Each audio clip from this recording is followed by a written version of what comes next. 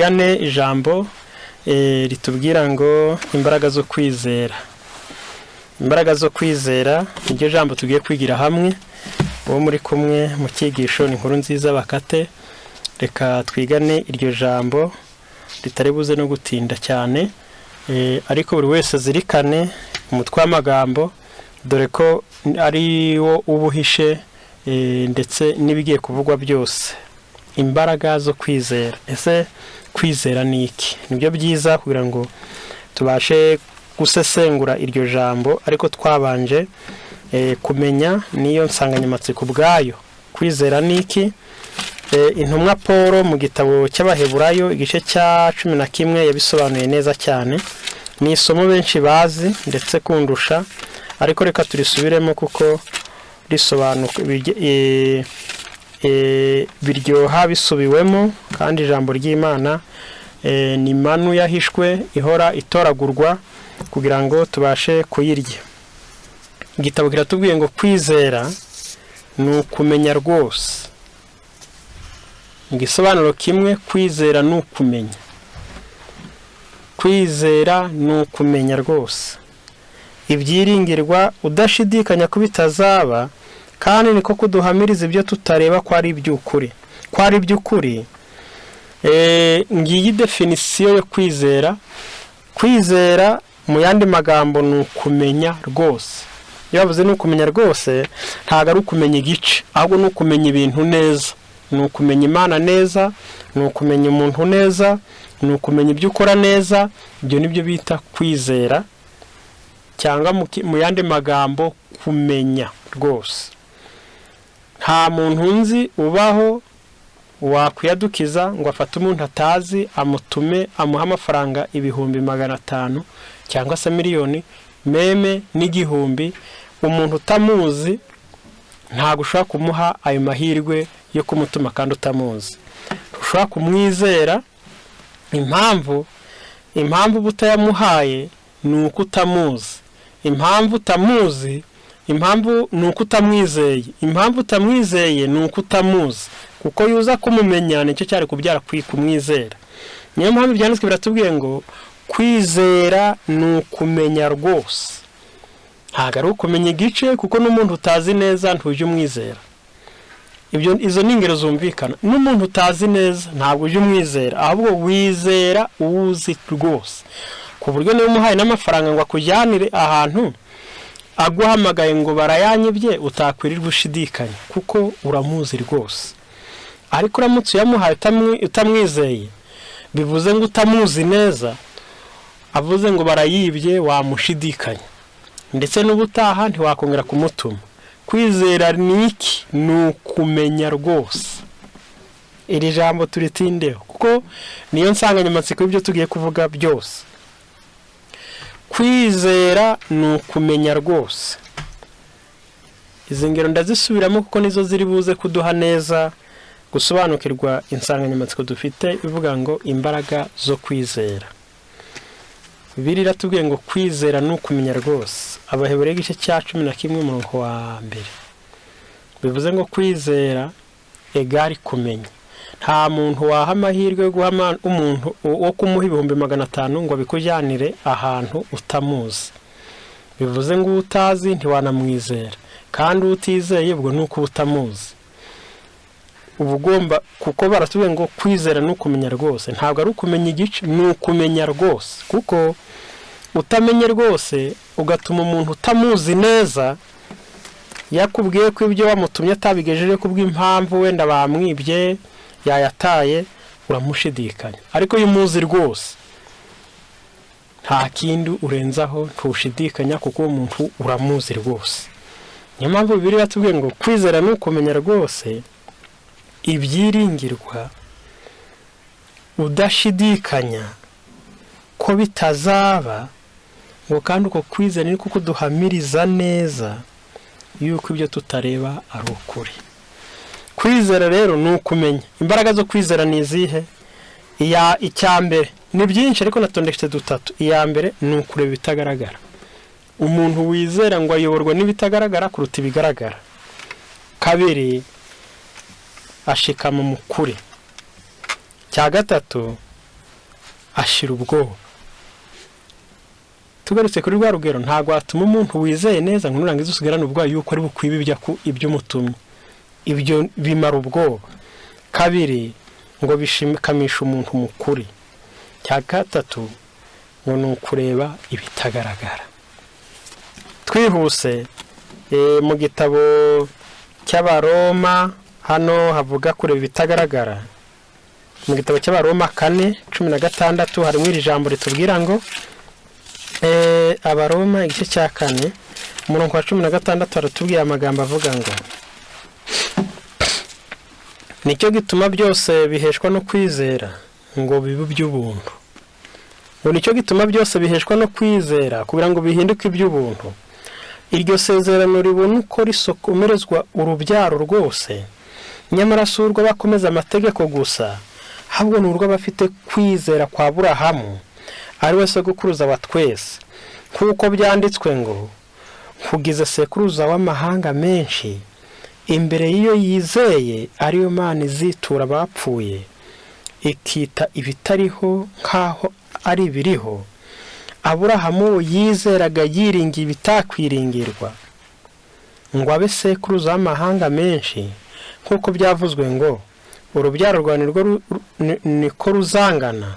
Kandi nubwo abonye umubiri umaze gusaza, umaze gusa n'upfuye kuko yari amaze imyaka nk'ijana avutse, akabona na Sara yaracuze, kwizera ko ntikuragacogora, ahubwo abonye isezerano ry'Imana ntiyashidikanyishwa no kutizera, ahubwo akomezwa cyane no kwizera, ahimbaza Imana, amenya neza yuko ibyo yasezeranije ibasha no kubisohoza. Mbega kwizera Aburahamu, ngo niba dukomoka kuri Aburahamu, bajya bamenya yuko uriya ari umubyeyi wawe gute, bapima icyo bita DNA. Niba udafite kwizera bagupima basanga udafite DNA za Aburahamu, kuko ni sogokuruza w'abizera.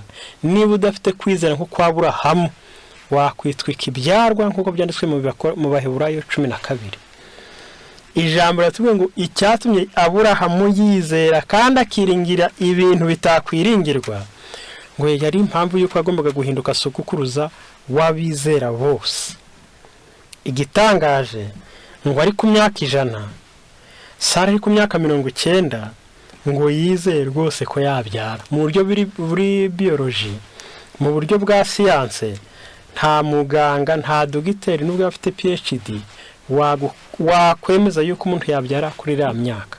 Ntibibaho, ariko Imana yaraje bibwira Aburahamu, ariko ijambo rikomeye ravuze ngo kandi nubwo umubiri wari umaze gusaza, ngo afite nk'imyaka 100, ngo akabona na Sara yaracuze rwose, ngo kwizera ko ntikuragacogora. Mbega ibintu byatuma Aburahamu acogora ku myaka ye no ku myaka ya Sara byari bihagije rwose ko yacogora kwizera.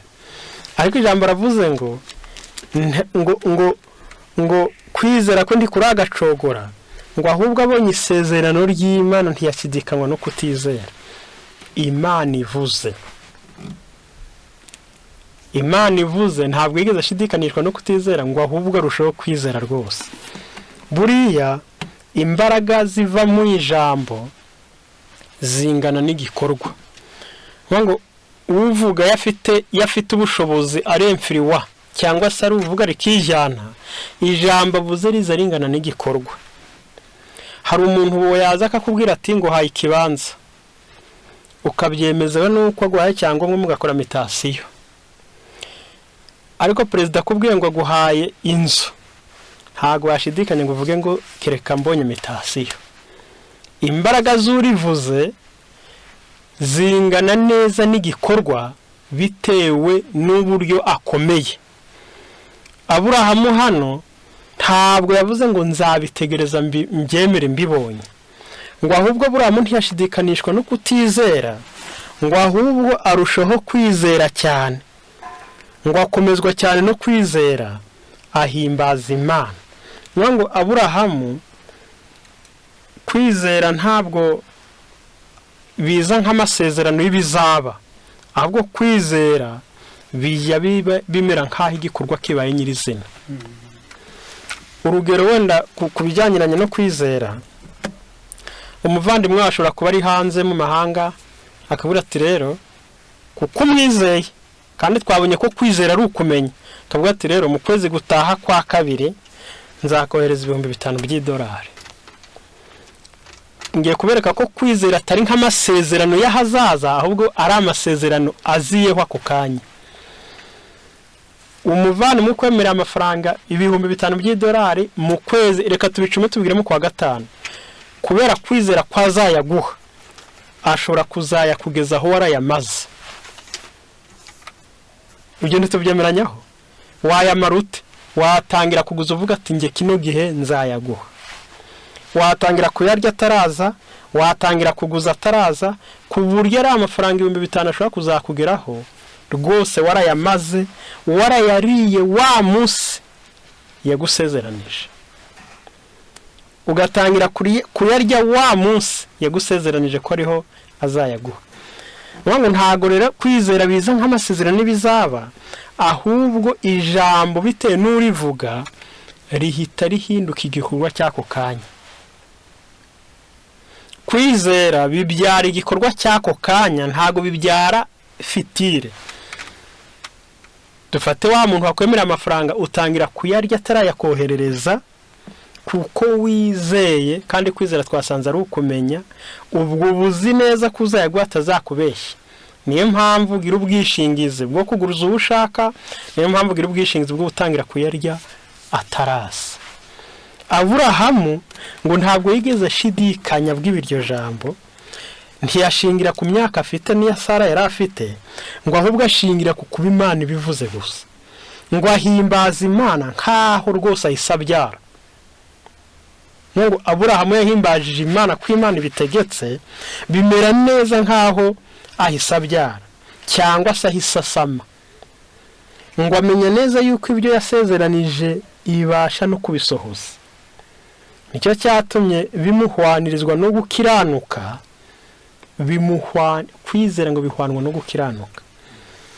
Mbese kwizera ngo bimuhwanirizwa no gukiranuka, icyakora ntibyanditswe ku bwe yuko byamuhwanirwa no gukiranuka, ahubwo no ku bwacu abazabiheshwa nuko twizeye yazuye umwami wacu watanga ibicumuro byacu, akazurirwa kugira ngo dutsindishirizwe. Imana ishimwe.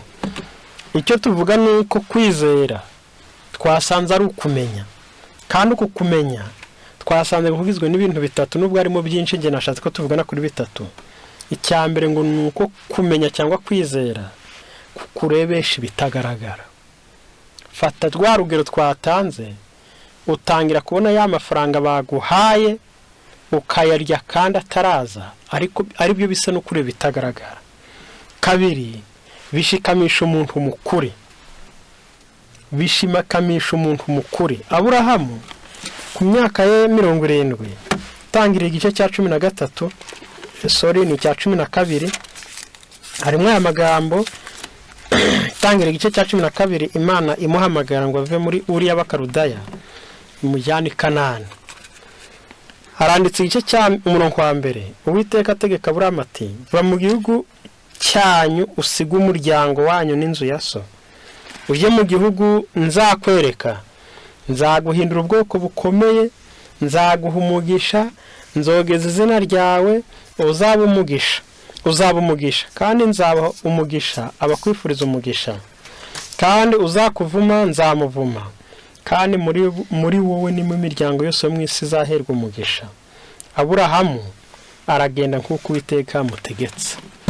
Umurongo wa 4 harakomeye cyane. Aburahamu aragenda nk'uko Uwiteka amutegetse, nta kubaza rwose, nta gushidi.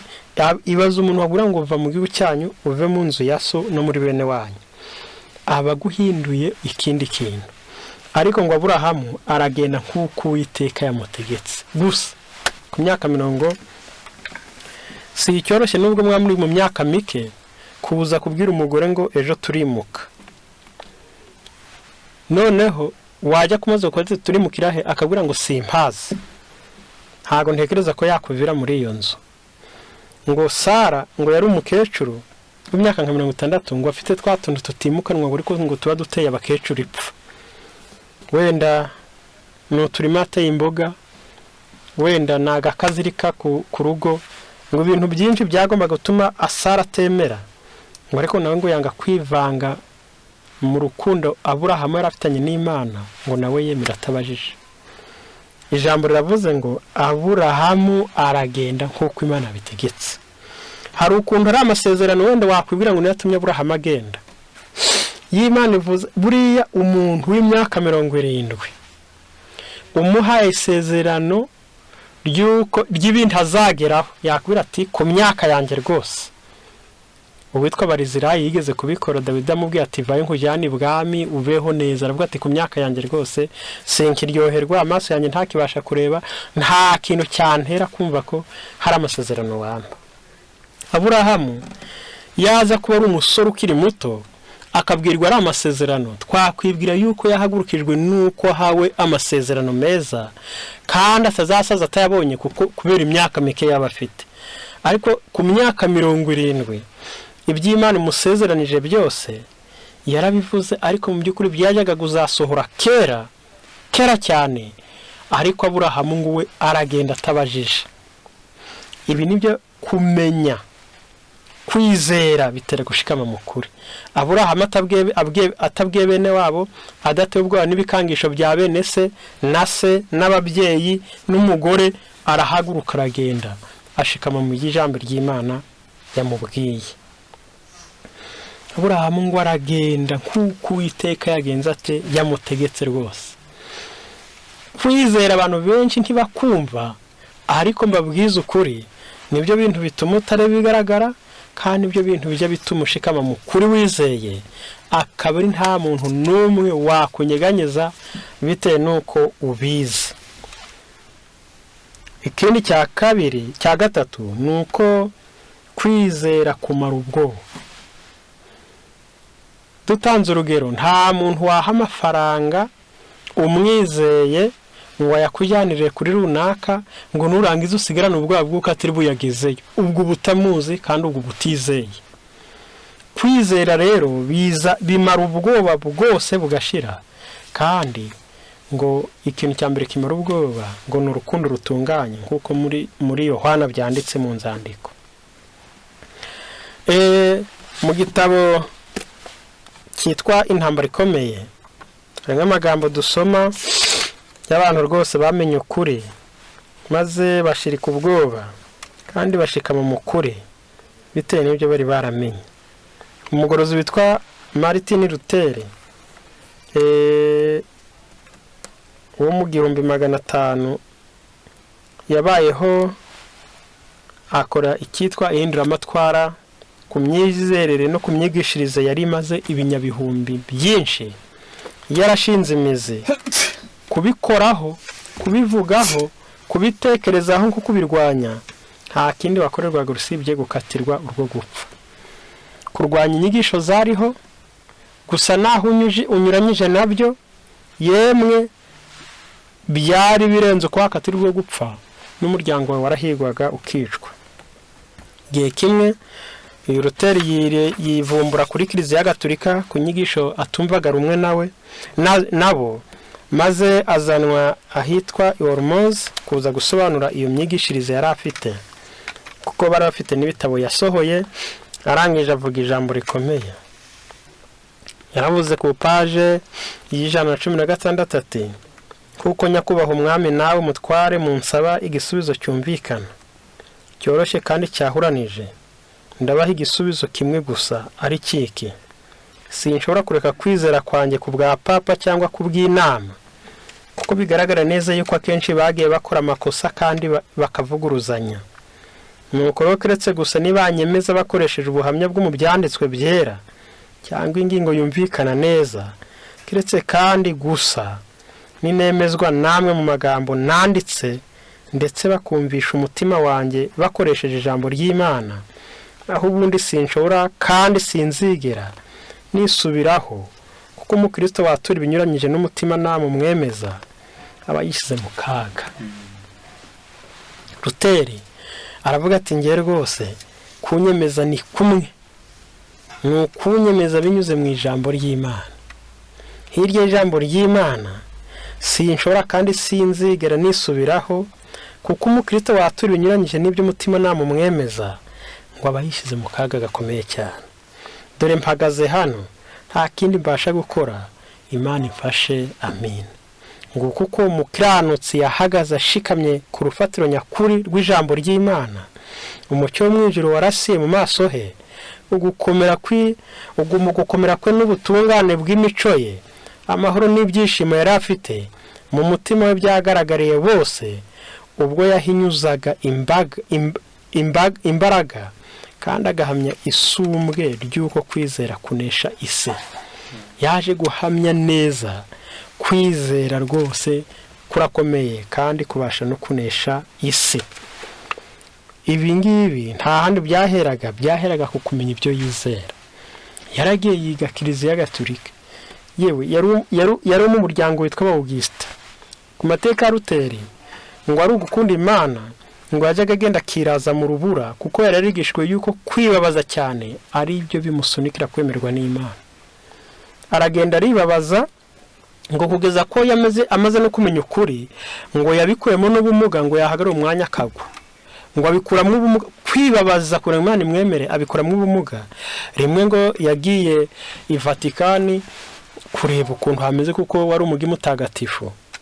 Ageze ngo yumva umupadiri kuvuga ngo ariko ibintu birarangira ryari ngo twitahire. Ngo yarangije ngo yumva ndaravuze ngo uyu ni umukati, ngo kandi uzahora ari umukati. Ngo ahasanga ibikorwa by'urukozasoni. Ngo arangije avuga amagambo akomeye amaze gutara avuga ngo niba i Roma atari igihonomu, ntabwo naba nzi ikijambo igihonomu cyaba bishatse kuvuga. Arangije ngo Vatikani yegeranije ni Babuloni, ngo Babuloni yaba ari umurwa mutagatifu. Murukumva amagambo yavuze ngo byari bitewe n'uburyo ahabonye, n'uburyo yarazi neza ko ariho hantu Imana yibera. Arangije kubwo kumenya no gusobanukirwa, ngo ubwo yuriraga ingazi ngo mvijwe iramubwiye ngo umuntu azabishwaho no kwizera. Arasobanukirwa, arahumuka, Mwuka aramuhishurira. Arangira avuga ati rwose kunyemeza ni kumwe, nukunsomera ijambo ry'Imana havuga ngo uku niko handitswe. Hirya y'ibyo umukristo unyuranye n'ibyo umutima namumwemeza ngo aba yishyize mu kaga cyane, maze ngo ahagarara ku ukuri kunesha isi. Hari abandi bagorozi bakomeye babayeho mu kinyejana n'ubundi cya 16 kuzamura 17, nabo bahagaze ku kuri rwose gukomeye. Page ni 146 haranditse ngo ni amategeko yarashizweho kuko bari bamaze kuko ikigisho kiravuga ngo nubakanye bw'ibikomangoma bari bakomeye cyane nabo muri za leta, kuko ni inyigisho ngo yaravuye ku muturage ikagera kuri perezida. Ariko haboneka abantu bahagarara ku kuri bagushikamaho, maze rwose bagambirira kutava ku kuri, maze banga amategeko yashizweho na Kiliziya ndetse na leta. Bavuga ya magambo akomeye ku page 146 avuga ngo imbere y'Imana bararahira, imbere y'Imana umuremyi wacu wenyine, umurinzi, umucunguzi n'umukiza uzaducira urubanza umunsi umwe, ndetse n'imbere y'abantu bose n'ibiremwa byose, dukoresheje iyi nyandiko mu buryo ubwo ari bwo bwose, mu bintu ibyo ari byo byose binyuranyije n'Imana n'ijambo ryayo ryera n'umutima nama wacu, ndetse no kugakiza k'ubugingo bwacu, duhakanye ko tutazemera cyangwa ngo tuyoboke iteka ryashizweho n'abantu. Ibi bikomangoma birahiye mu ndahiro ikomeye cyane, ngo imbere y'Imana, ngo imbere y'umuremyi wacu, umurinzi, umucunguzi n'umukiza uzaducira urubanza umunsi umwe, yewe ndetse n'imbere y'imbaga y'abantu n'ibiremwa ya byose yaremye, ngo bakoresheje iyo nyandiko mu bintu ibyo ari byo byose binyuranyije n'ijambo ry'Imana ndetse n'Imana ubwayo, ndetse hirya y'ibyo n'umutimanama wabo no kugakiza k'ubugingo bwabo ngo bahakanye kandi ntibazemera iryo tegeko ribabuza kwizera kuko ijambo ry'Imana rivuga. Twavuga iki turamutse twemeye iri teka? Twaba duhamije ko iyo Imana ishobora byose ihamagariye umuntu kuyimenya, uwo muntu ntabwo yashobora kwakira kumenya Imana. Nta nyigisho yakwitwa y'ukuri mu gihe inyuranye n'ijambo ry'Imana. Nta nyigisho yakwitwa y'ukuri igihe cyose inyuranye n'iki n'ijambo ry'Imana. Imana ibuzanye inyigisho y'ubundi bwoko bwari bwo bwose. Umurongo wose mu byanditswe byera ugomba gusobanuzwa undi usobanutse neza kurutaho. Mu bintu byose byangombwa ko umukristo iki gitabo cyera Bibiliya cyoroshye gusobanukirwa kandi kibereho kwirukana umwijima. Nuko rero kubw'ubuntu bw'Imana twiyemeje gukomera ku bibwirizwa byonyine bitunganye by'ijambo ryayo kuko byanditswe mu isezerano rya kera ndetse no mu isezerano rishya, tutagize icyo twongeraho gihabanye naryo. Iri jambo niryo ry'ukuri ryonyine, niryo shingiro nyakuri ry'inyigisho zose n'ubuzima bwose, kandi ntirishobora gutsindwa na gato cyangwa kutubeshya. Murukumva ijambo ryitwa kumenya, murukumva ijambo ryitwa kwizera, ngo iri jambo niryo kuri ryonyine, niryo shingiro nyakuri ry'inyigisho zose n'ubuzima bwose, kandi ntirishobora gutsindwa na gato cyangwa kutubeshya. Umuntu wubaka kuri uru rufatiro azabasha gutsinda imbaraga zose za kimuntu, imbaraga zose zikuzimu. Mu gihe iby'umuntu yirata byose bihagurukijwe kurirwanya, bizatsindirwa imbere y'Imana. Kubera iyo mpamvu ntidushobora kwemera kwikorera umutwaro baduhatira kwikorera. Nanone kandi twiringiye ko nyakubahwa umwami w'abami azatwitwaraho nk'umukristo ukunda Imana kuruta ibintu byose, kandi duhamije ko yaba ubwe kandi namwe mwese twiteguye kumukunda kandi tukamwubaha kuko ari inshingano yacu nyakuri kandi dusabwa n'amategeko. Abari bagize iyo nama barakangaranye, abenshi muri bo baratangaye kandi batinyishwa n'ubushizi bw'amanga bwabo bahakanaga iryo tegeko. Ahazaza hagaragariraga ko hari akaga kandi ko nta cyizere habaha. Amacakubiri, intambara, kukumeneka kw'amaraso byasaga n'ibitazabura kubaho. Nyamara kubera ko abagorozi bari biringiye ko inzira bafashe itunganye, kandi no kuba bari bishingikirije ku maboko y'isumba byose, bari buzuye ubutwari no gushikama. Aba bagorozi ngo bari buzuye ubutwari no gushikama kubera kumenya Imana ishobora byose n'ijambo yandikishije. Ukuri rero kw'ijambo ry'Imana no kwizera umukiza ngo byari bihagije kugira ngo bibaheshe gusobanukirwa no kumenya. Kandi Luteri rwose yaravuze ngo ntabwo kuri kw'ijambo ry'Imana kujya gukomezwa nuko kurimwe abakomeye, nta nubwo gukomezwa nuko kurimwe abize, nta nubwo gukomezwa nuko kurimwe abatunzi, ngo ahubwo gukomezwa nahanditswe ngo. Twihutira gusoza mu gitabo cy'intambara ikomeye, ni icyigisho cya 9 paji 24, haranditse ngo mu gutoranya abakozi bavugurura itorero hagaragara ya gahunda y'Imana yakoresheje mu kuritangiza. Imana mu gufata itorero ikarivugurura cyangwa ikariha icyerekezo gishya, ngo hajya hagaragara ya gahunda yakoreshejwe mu kuritangiza. Umwigisha waturutse mu ijuru yirengagije abantu bakomeye bo ku isi, abanyacyubahiro n'abakire bari bamenyereye gusingizwa no guhabwa icyubahiro nk'abayobozi b'abandi. Bari abantu bibona cyane kandi buzuyemo no kwiringira mu ikuzo, bari bafite ryuzuye ubwirasi ku buryo batashoboraga guhinduka ngo bifatanye na bagenzi babo kandi bafatanye n'umunyanazareti wicishaga bugufi.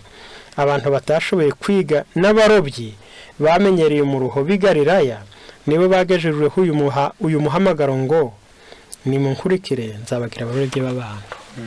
Imana idusezeranya yuko ukuri kwayo n'ijambo ryayo byihagije bidasabwa kugerekwaho ubwenge ubwo ari bwo bwose, bidasabwa kugerekwaho ubutunzi ubwo ari bwo bwose, bidasabwa kugerekwaho icyubahiro icyo ari cyo cyose, ahubwo ijambo ry'Imana niryo ryihagije kandi niryo ryujuje ibyangombwa. Ijambo riratubwira ngo dusoreze mu gitabo cy'Abagalatiya. Reka turebe ko ari Abagalatiya aba ariho dusoreza ku magambo Paul yavuze akomeye cyane akimara kumenya ubutumwa bwiza. Yavuze aya magambo, reka turebe ko tuyabona maze twihutire kuyasorezaho. Abagalatiya, maze twihutire kuyasorezaho.